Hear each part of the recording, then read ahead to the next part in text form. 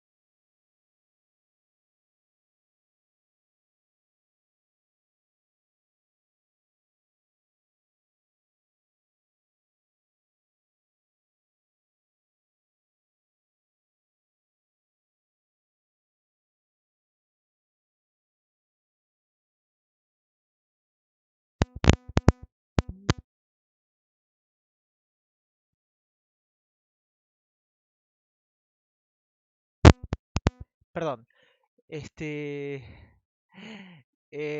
tengo un gato que me desenchufó el micrófono. Hace de esta encuesta y después publican todos los datos anonimizados en internet.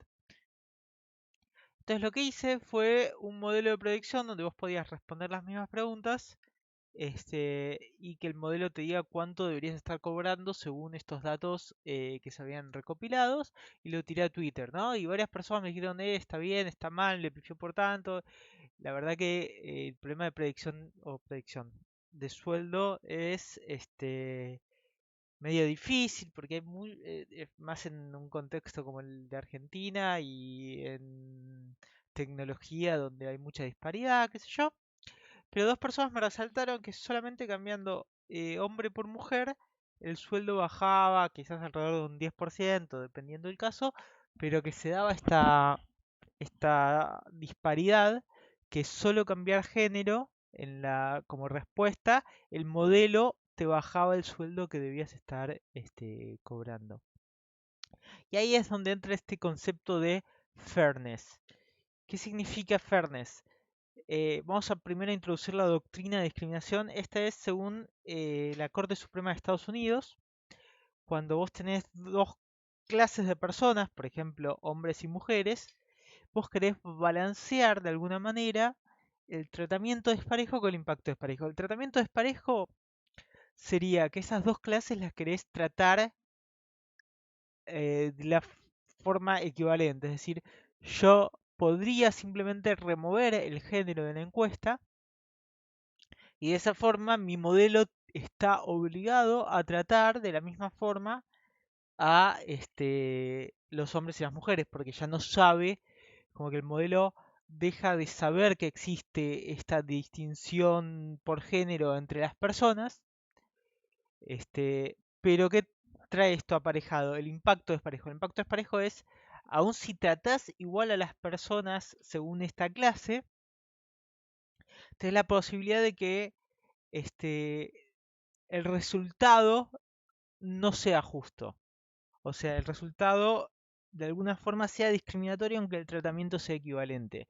Y ahí es donde entran estas dos doctrinas que de alguna forma hay que balancear, ¿no? Porque si tratamos a todas las personas igualmente, corremos el riesgo de tener un impacto desparejo, pero si queremos tener un impacto parejo, corremos un riesgo de discriminar a las personas por su clase.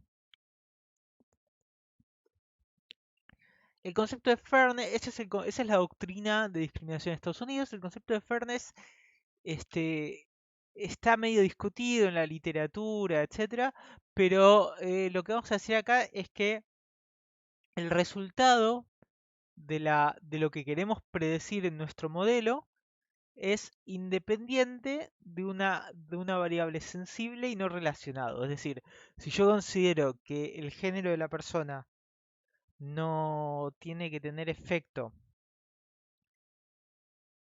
en el sueldo de esta persona, esto estoy diciendo son dos variables independientes. Y si considero que género es una variable sensible, y ahí es donde entra ya un poco eh, sensible y no relacionado. O sea, para que sea sensible tenemos que considerar que históricamente un grupo fue discriminado y que hay posibilidad de que hoy en día existan ciertas discriminaciones no fundamentadas en base a esta clase. Y no relacionado quiere decir que no tenga que ver con la tarea a desempeñar.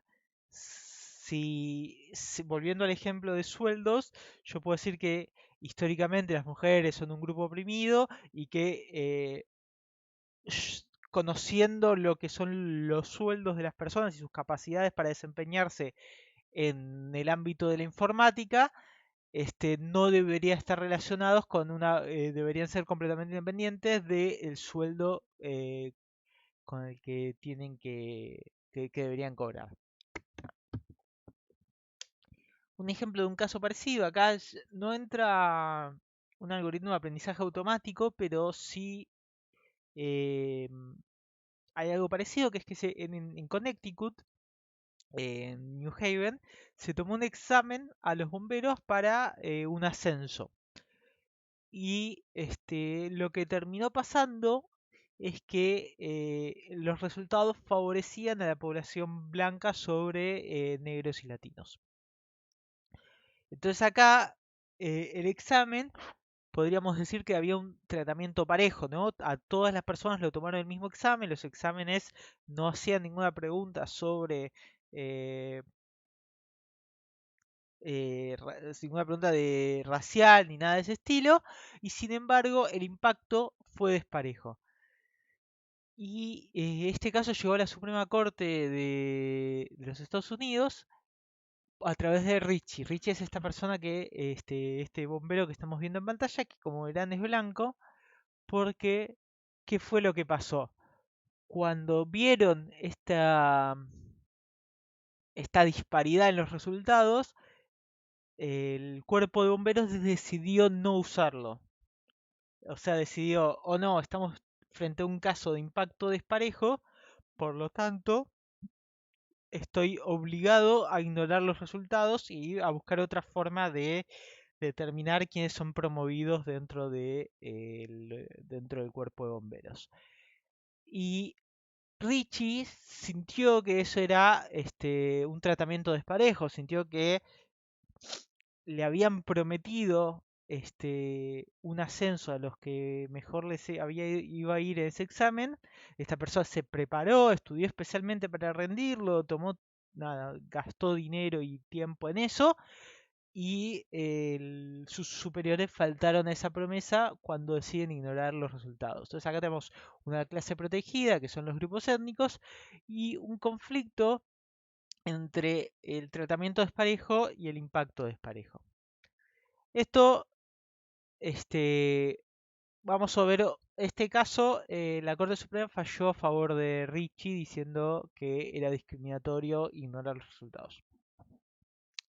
Veamos otro caso parecido, donde tenemos también este conflicto entre el tratamiento desparejo y el impacto desparejo que se quieren satisfacer o que se buscan satisfacer al mismo tiempo. En el estado de Texas, en Estados Unidos, tenían el problema de admisión a la universidad pública del estado. Tenían el miedo de que si tomaban un examen de ingreso, iban a tener, bajo la doctrina de impacto desparejo, un ingreso quizá de más gente, no sé, más blancos, más hombres, lo que sea, de cualquier minoría pueda verse perjudicada bajo la doctrina de tratamiento desparejo, de impacto desparejo, perdón. Entonces, lo que los legisladores hicieron en este caso fue diseñar un sistema donde en vez de hacer un examen de ingreso, si la persona estaba en el 10% superior de notas en el colegio secundario al que había asistido, entonces le garantizaba el Estado el acceso a la universidad pública. Entonces, ¿qué quiere decir eso? Esto de alguna forma no se puede quejar uno de un tratamiento desparejo porque todo el mundo está bajo la misma doctrina de si perteneces al 10% superior, y mitiga un poco el impacto desparejo que podría haber de un examen de ingreso, considerando que los colegios secundarios, por su distribución geográfica, ya tenían una distribución étnica en su composición. Entonces, eh, como es, o por lo menos conociendo cómo funciona Estados Unidos y en particular en Texas, en el barrio latino ibas a tener muchos más alumnos latinos que iban a competir entre ellos por estar el 10% de ese colegio y no tenían que competir con el global, digamos, de todo el estado. Otro caso que se dio también en Estados Unidos, en California, es que había un examen de coeficiente intelectual que se usaba para ubicar esto fue en la década del 70, ubicar a chicos, entre comillas, retrasados, si su coeficiente intelectual no superaba cierto límite, iban a un colegio especial. Lo que pasaba acá era de vuelta tratamiento parejo, pero impacto desparejo. Quiere decir que solo el 10% de las personas era negra, pero el 25% de las que fallaban el examen eran negras. Y acá este caso llega a judicializarse también. Y el juez en el fallo dice que el coeficiente intelectual no es no es una medida innata fija de inteligencia, no es absoluta, no es objetiva. Entonces está diciendo que este, entonces había cierta subjetividad en el tratamiento de las distintas clases que a través de este examen supuestamente objetivo estaba llegando. Por lo tanto, eh, determina el juez que no se pueda ubicar a chicos en clases en clases de retrasados o como sea que sea hoy en día, pero no se puede usar test de inteligencia estandarizados para identificar eso, sin aprobación de la corte. Y por último, vamos a ver un último caso, que es, este sí ya es un poco de sesgos algorítmicos, que básicamente hicieron un examen, o no un examen, un estudio de discriminación aparente. ¿Qué es lo que hicieron estos investigadores?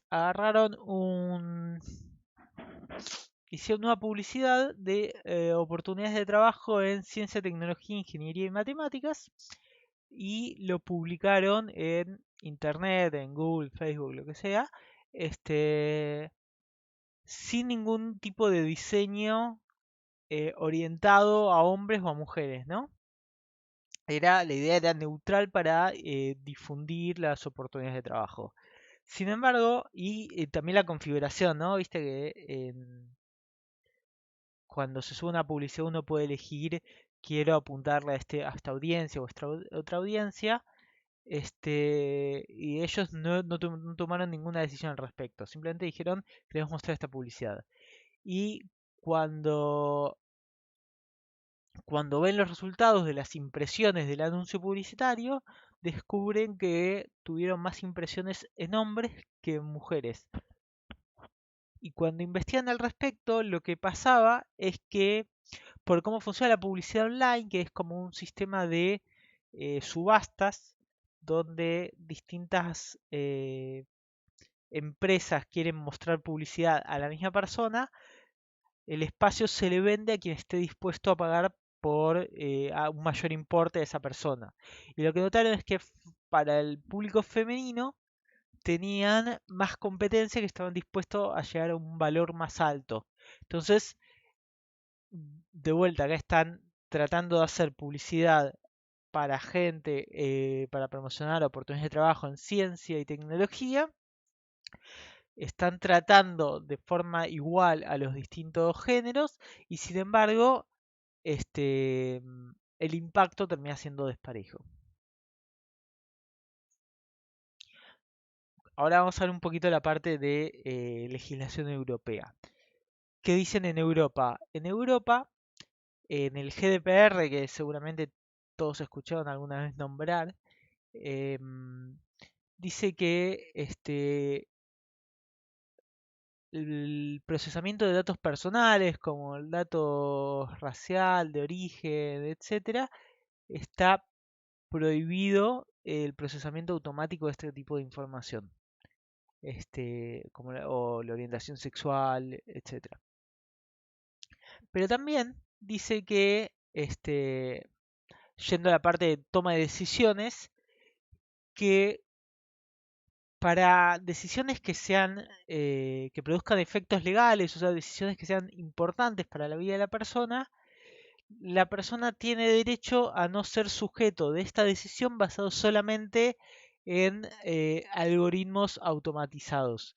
Este, esto es decir, cuando es una decisión importante, por ejemplo, el sueldo de la persona tiene derecho a que la decisión no sea puramente automatizada. No solo eso, sino que también tiene derecho a obtener una explicación este, de por qué se llegó a esa decisión. O sea, qué se tuvo en cuenta cuando se decidió, cuando un algoritmo decidió algo sobre la vida de la persona. Esos son derechos que tiene la población europea según el GDPR.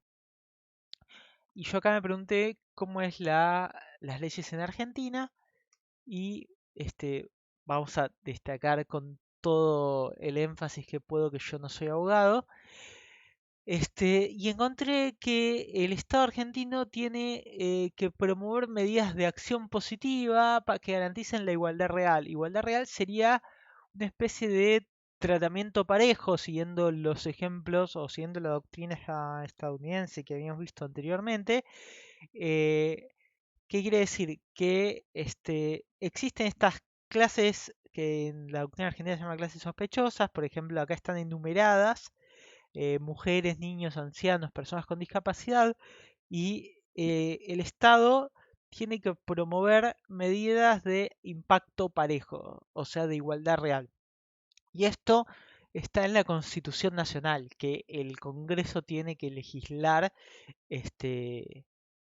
para lograr esto. O sea, la Constitución Argentina promueve la doctrina de impacto parejo. Y cuando descubrí esto quise ver de dónde venía, ¿no? Me fui a la discusión de la Asamblea Constituyente del 94, donde se agregó este inciso, y encontré gente que opinaba sobre o sea, constituyentes que opinaban sobre este inciso en particular. Acá el caso de la constituyente Daniela Romero, que dice que el medio político es muy complicado para participar para las mujeres. Esta otra constituyente habla de las pautas culturales en la sociedad se traducen perpetuando la discriminación, por eso habla de una igualdad real. Y también nuestro querido Álvaro Alzogaray, constituyente del 94, ex ministro de Economía, sintió que el principio abarcaba a muchas personas, como niños, mujeres, ancianos, que era un gran porcentaje de la población, y él, en su calidad de hombre adulto, se sintió discriminado este, por este artículo, lo cual me pareció bastante gracioso que haya expresado ese sentimiento en la Asamblea Constituyente. Y acá el caso de una constituyente que consideraba que las mujeres no debían ser un grupo protegido como los niños y ancianos, porque no había ninguna característica intrínseca que los ubique en ese rol. Pero bueno, esa fue la discusión que llevó a la promulgación de este inciso en la Constitución argentina. Ahora, ¿cómo esto se traduce en la jurisprudencia argentina? Vamos a insistir con que no soy abogado. Acá, cuando hay un caso que se sospecha de discriminación, la Corte Suprema estableció dos criterios. Un criterio de razonabilidad, que básicamente significa si la medida es razonable, es decir, tiene sentido la decisión tomada o es completamente arbitraria. Y un criterio estricto que dice no solo alcanza con que sea razonable la decisión tomada, sino que dado que estamos frente a, cuando nos encontramos frente a un grupo de sospechosos o una de estas clases protegidas, debemos considerar si no hay un medio alternativo para la toma de decisiones que sea más adecuado para alcanzar una igualdad en el impacto. Un caso donde se ve esto es el caso de Mirta Cisnero, que era una persona que quería trabajar de colectivera en la provincia de Salta, si no me equivoco, y no la contratan, y nota que no hay ninguna colectivera mujer en toda la empresa, y por lo tanto presenta una acción legal. El caso termina llegando a la Corte Suprema de Justicia de la Nación y que dice si el reclamante puede acreditar la existencia de hechos de los que pueda presumirse su carácter discriminatorio, corresponderá al demandado la prueba de su inexistencia. ¿Esto qué quiere decir? Quiere decir que en este caso Cisnero provee evidencias que hace sospechar que existe cierta discriminación. Volviendo a a nuestra definición de fairness, cuando hablábamos de este, ay, se me fue el término, de que el resultado tenía que ser independiente de una clase protegida. En este caso, cuando hablamos de clase protegida sería género y el resultado sería hacer la contratación. A priori no debería haber ningún motivo por el cual una empresa de transporte contrate solo hombres. O sea, estadísticamente sería muy raro que solo los hombres sean capacitados para manejar si manejar no tiene a priori ninguna relación con el género de la persona. Esto es lo que está diciendo la Corte en sus palabras. Este, mm, y acá uno de los empresarios de esta empresa de transporte dice que, y esto está citado en el fallo de la Corte Suprema, en una nota que le hacen al respecto, dice que las mujeres deberían demostrar sus artes culinarias y las manos son para acariciar y que no es tiempo de que la mujer maneje colectivos. Con lo cual se imaginarán para qué lado falla la Corte Suprema en este caso, y también es un buen ejemplo de que si un abogado te dice que no hables con la prensa, quizás tiene algún motivo para decírtelo. Ahora, cuando hablamos de Machine Learning, aprendizaje automático, queremos aplicar estos criterios de razonabilidad y este criterio estricto, todavía no hay jurisprudencia al respecto, o sea, no llegó ningún caso en Argentina de aprendizaje automático, que por lo menos que yo sepa o que haya encontrado, pero uno puede pensar que a priori un criterio razonable sería fácilmente conseguible, digamos, ¿no? Sería fácilmente probar, decir, sería muy raro hacer un algoritmo de aprendizaje automático que no sea mínimamente razonable. Si tenés un modelo que toma decisiones basado en tus datos, a priori tiene que ser razonable, no va a encontrar un sesgo como tendríamos los humanos de prejuicios, ¿no? Salvo que esté es algo que esté hecho adrede, un aprendizaje automático sería muy raro que llegue a tener este tipo de diferenciación. Ahora la pregunta es, el criterio estricto.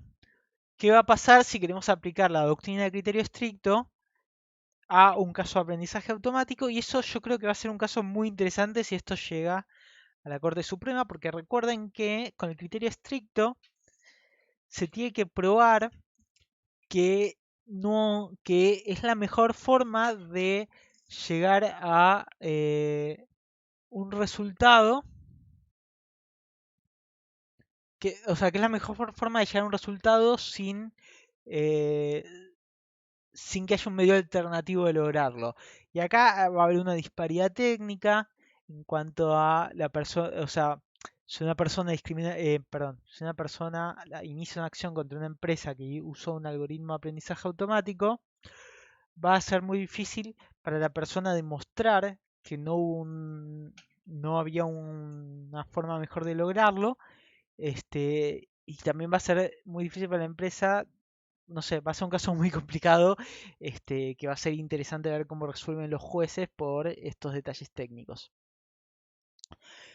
Y también, esto ya es especulación personal, que es Machine Learning es algo que hoy en día es prácticamente inevitable, es algo que cada vez más empresas están usando porque te permite o tomar mejores decisiones o tomar decisiones semejantes a menor costo, lo cual en el mundo que vivimos es deseable, digamos.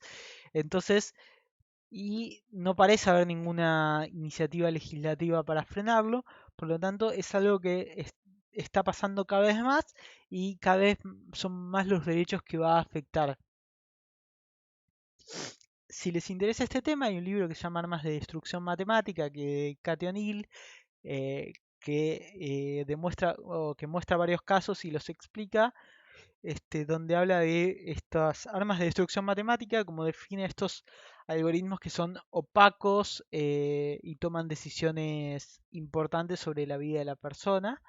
Este, y no solo esto, sino que la autora, después de escribir este libro y con cierta fama, inició una empresa con el objeto de brindar asesoramiento en cuanto a fairness algorítmica para empresas, pero notó, lo cual suena un poco razonable, que ninguna empresa quiere tener este tipo de asesoramientos si no hay ninguna obligación legal, ¿no? Es decir, ninguna empresa quiere saber si está discriminando si no tiene ninguna obligación, por lo tanto no tiene ningún incentivo de contratar a especialistas en discriminación algorítmica para que sus algoritmos sean más justos.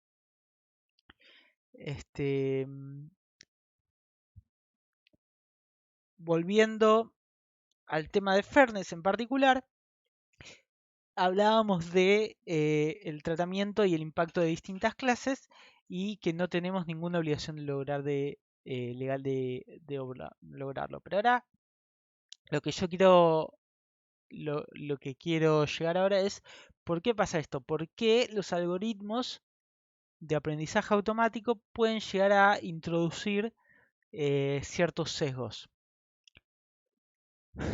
Y en realidad el problema acá es que es difícil de evitar, como que los sesgos se cuelan este, de alguna forma en los algoritmos. Un ejemplo de esto es que las muestras pueden estar sesgadas, es decir, los datos que usamos para que lo que recolectamos para que nuestro algoritmo aprenda pueden no ser representativas del total de la población, o sea, del resto de los datos. Un ejemplo de esto es el reporte de crimen. Si ustedes vieron, hoy en día se hace en varias ciudades, creo que en Buenos Aires también, el mapa del crimen donde vos ves en toda la ciudad cuántas denuncias de crímenes hay, cuántos reportes hay que llegaron a la policía. Pero ahora, la pregunta ¿es esto un mapa del crimen o un mapa del reporte de crimen? ¿Todos los crímenes se reportan? ¿Los crímenes que se reportan son representativos de los totales o son ciertos tipos de crímenes en particular? O sea, sabemos que existe, en realidad la respuesta es que hay ciertos crímenes que se reportan menos que otros, este, por distintos incentivos sociales, etcétera. O sea, un robo de un auto quizá lo tengas que reportar para poder hacer la denuncia en el seguro, entonces sabes que va a haber una amplia cobertura de ese tipo de crimen, pero quizás robos más pequeños no se reporten, por dar un ejemplo. Entonces, cuando uno ve un mapa de crimen, en realidad ve un mapa de reportes de crimen, o sea, ve mapas de ciertos tipos de crímenes que como tales no son representativos del total de crímenes que se efectuaron. Otro ejemplo es, otro ejemplo no, otro motivo por el cual llegan datos sesgados a las muestras son muestras contaminadas o ejemplos contaminados. Esto es, por ejemplo, hay distintas empresas que empezaron a usar o que intentaron usar algoritmos de aprendizaje automático para la contratación de personas. Y ¿qué hicieron? ¿De dónde sacaron la información de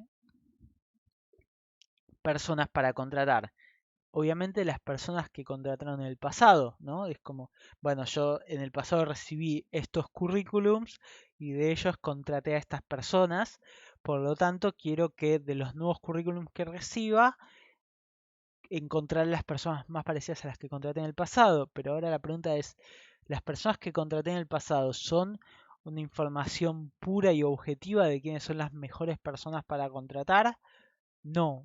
O sea, son simplemente son decisiones humanas que se tomaron en el pasado, en cuyo caso nuestro algoritmo lo mejor que puede hacer es reproducir los sesgos de las personas que contrataron en el pasado. Eso es inevitable para ese tipo de problemas, ¿no? Eh, otro problema que puede haber es una disparidad en la calidad de los datos de los distintos grupos. Eh, por ejemplo, si yo quiero hacer una encuesta política de a quién vas a votar en las próximas elecciones, puedo hacerlo en internet, ¿no? En una página o en Twitter o lo que sea. Y esto, volviendo al caso anterior, voy a tener un grupo subseleccionado de personas que hayan votado, que son gente que usa Twitter y sigue a la cuenta que usé para hacer la encuesta. Y quizás, quizás diga yo como encuestador note que esto va a ser un grupo subseleccionado que por ejemplo va a excluir a la gente que no usa Twitter, a la gente que quizás sea gente mayor, en cuyo caso voy a querer hacer una encuesta alternativa, por ejemplo, complementarla con una encuesta telefónica. Y ahora la pregunta es, la encuesta telefónica, voy a tener resultados de la encuesta telefónica y la encuesta online. La pregunta es, ¿van a ser iguales estas dos tipos de encuestas en cuanto a la calidad de los datos? ¿Es lo mismo el nivel de reflexión que, que tuvo la persona cuando tocó un botón en Twitter que cuando recibió una llamada telefónica y estuvo escuchando preguntas? Probablemente no, y probablemente la respuesta es que no lo sepa, y de alguna forma yo tengo que usar algún criterio para evaluar la confiabilidad de ambas fuentes, y acá ese criterio no va a ser objetivo, sino que de alguna forma va a tener que ser el criterio del encuestador que tenga esta tarea. Otro problema es la disparidad del tamaño de muestras. Cuando hablamos, por ejemplo, de grupo de minorías, en general hablamos, no siempre, pero en general hablamos de grupos que son un porcentaje pequeño de la población.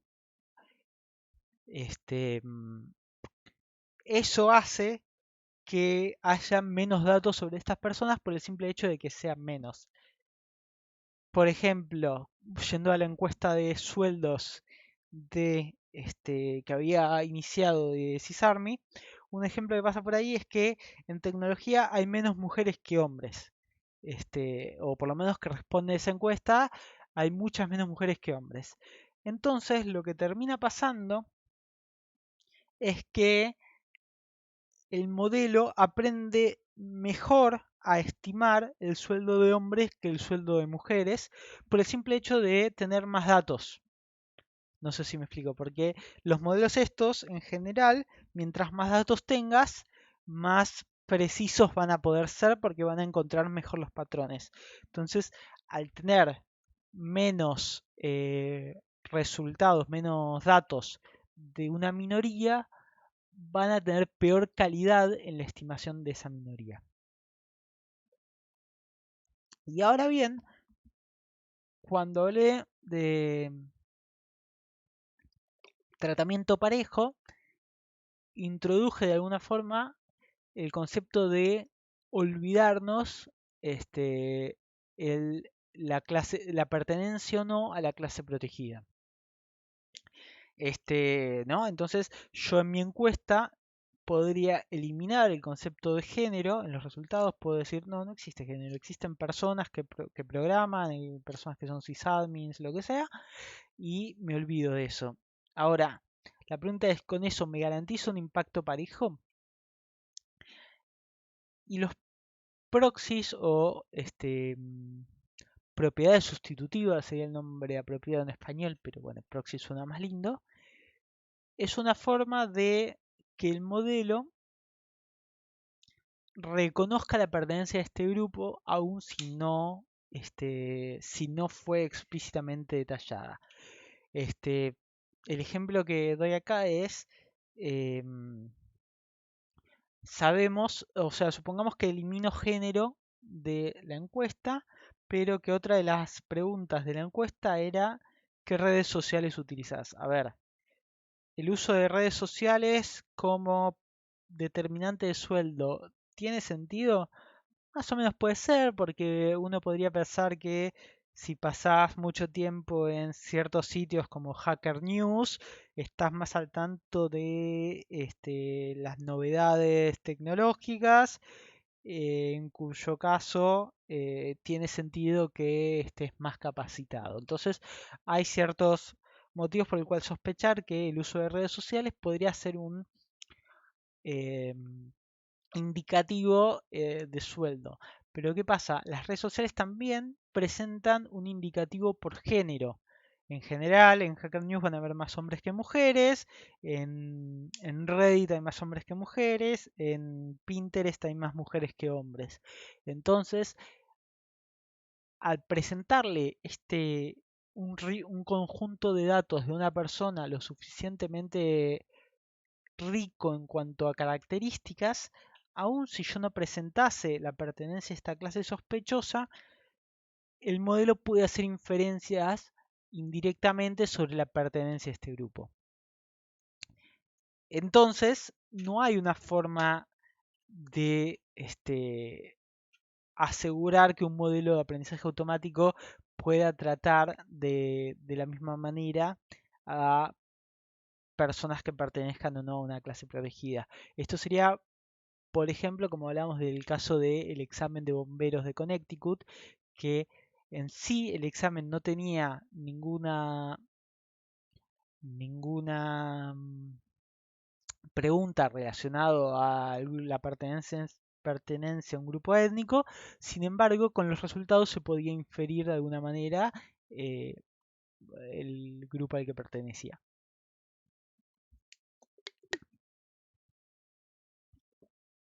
Otro problema es la presentación de datos puede afectar eh, las tendencias que vemos.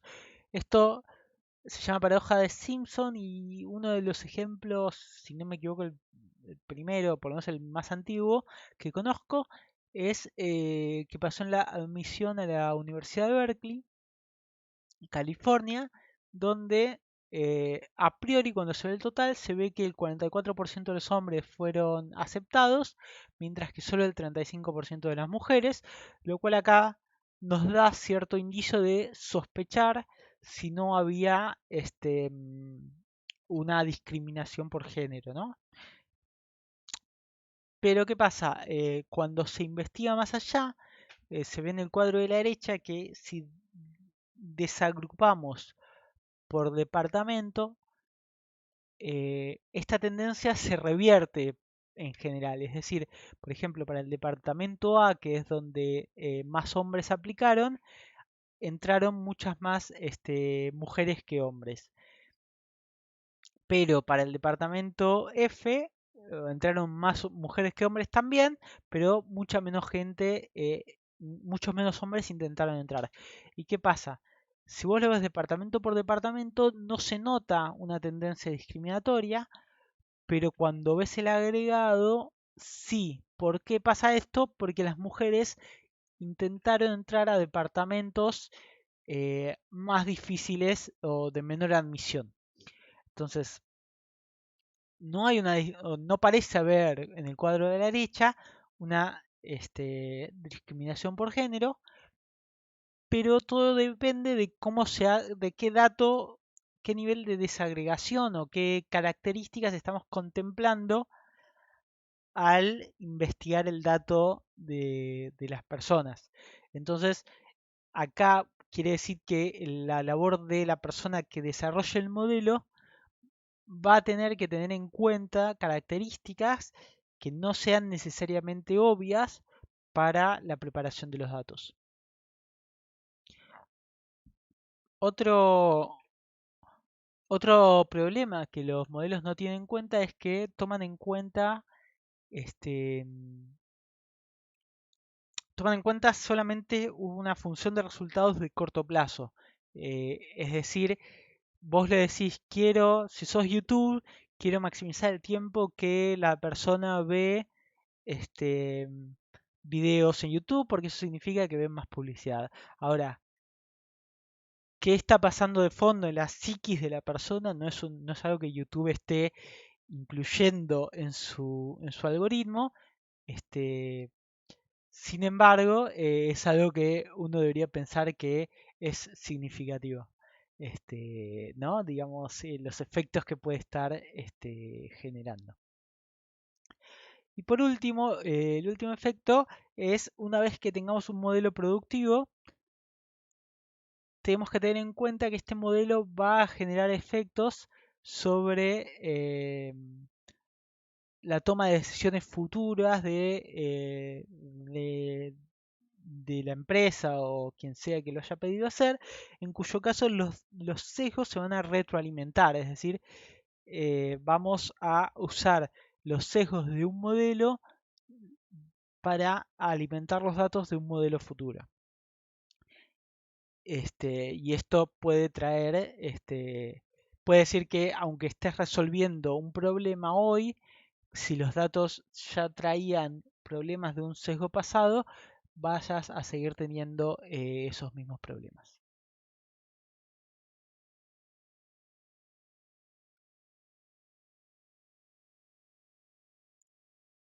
Bien, y ahora la pregunta es, ¿qué se puede hacer al respecto? ¿No? Dijimos que los sesgos pueden llegar, aunque tratemos de evitarlo por muchos caminos. Una de las herramientas que se puede usar es el paradigma de explorar-explotar. ¿Qué quiere decir? Que cuando se va a tomar una decisión, se puede, si hay un modelo para tomar una decisión, se puede tomar la mejor decisión según el modelo, en cuyo caso estamos explotando los conocimientos que tenemos del problema para tomar la mejor decisión posible y nada más optimizar las ganancias o lo que sea. Pero lo otro que podemos hacer es explorar, que quiere decir que en vez de tomar la mejor decisión posible, tomamos la decisión que más información nos dé. Es decir, vamos a tomar una decisión que consideramos subóptima a veces, solamente para ver si hay algo que podamos aprender a cambio. Por ejemplo, cuando teníamos los candidatos que filtraba nuestro algoritmo, cada tanto vamos a hacer que nuestro algoritmo, en vez de decidir lo que sea óptimo, vamos a entrevistarlo a ver qué pasa, para simplemente ver si hay algún sesgo que nuestro algoritmo estaba eh, perpetrando y podíamos de alguna forma, a través de esta exploración, romper este ciclo. Otra cosa que hay que considerar es que los modelos son contextuales, o sea, las decisiones que toma el modelo son números en una pantalla, es matemática. Como esto se lleva a la práctica, es algo que es una decisión de implementación posterior. Un ejemplo de esto es que Google Translate hoy en día funciona a través de Machine Learning, ¿no? Le dieron básicamente muchos textos traducidos en muchos idiomas y aprendió a traducir textos. Uno de los problemas que eso trajo es que cuando traduce de un idioma con género a un idioma sin, o cuando por ejemplo traduce de un idioma sin género a un idioma con género, tiene que agregarle género a las palabras. Por ejemplo, The Doctor is good, lo puede traducir como el doctor es bueno o como la doctora es buena. En inglés no hay forma de saber el género de la palabra en ese contexto sin más información. Pero cuando lo traduces a español, sí o sí le tenés que agregar un género porque no existe el neutro. Lo que hizo Google Translate al detectar, o sea, lo primero que hizo fue traducida como era más común, en cuyo caso notaban que doctor lo traducía como hombre y enfermero como mujer. Este, entonces lo que empezó a hacer Google cuando notó esta disparidad es incluir ambas opciones cuando traducía. Entonces hoy en día te va a poner el doctor es bueno masculino, la doctora es buena femenino y te va a dar ambas opciones. Entonces hay que pensar no solo cuál es la mejor solución al problema, sino cómo se va a usar esta solución. Y vamos a ver un ejemplo acá de una toma de decisión en un caso de un préstamo. Si nuestro modelo fuese ideal, lo que termina haciendo es dando puntajes. Entonces, acá, si fuese ideal, los que están a la derecha de cierto punto van a devolver el préstamo y los que van a estar a la izquierda no. Entonces sabemos perfectamente que a partir de ese punto no hay que prestar plata y después y antes de eso no hay que prestarlo.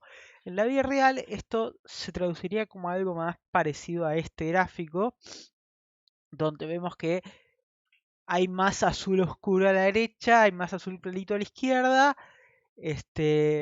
pero hay un punto en el medio donde en realidad tenemos un grado de incertidumbre que no sabemos exactamente si la persona va o no a devolver el crédito, pero mientras más a la derecha, más plausible lo vemos.